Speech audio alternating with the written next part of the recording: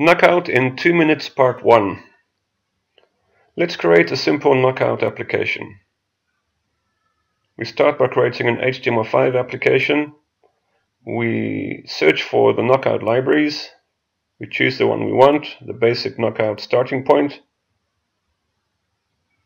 Create the application. Notice that now Knockout libraries are included. Deploy the application either externally in the browser or in the internal WebKit browser. Drag your JavaScript library into the HTML file. Create a new script block for your JavaScript and add your first view model. The view model is a knockout concept, enabling us to connect our underlying data to our HTML elements. We start by defining one property name, which is assigned as string.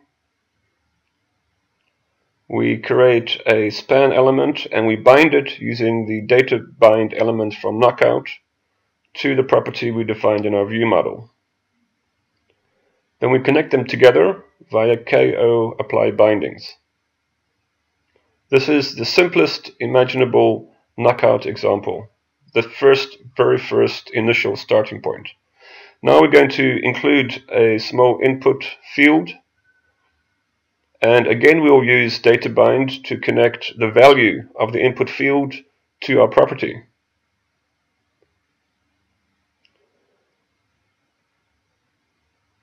Add a line break and some explanatory text so that the user knows what the fields are for.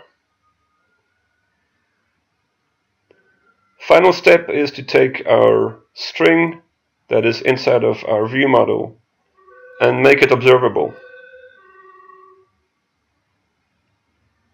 Because the string itself isn't observable, we need to wrap it within a KO observable, and then whenever enter is pressed in the input field, the property is updated, and as a result the span where the text is observing is updated.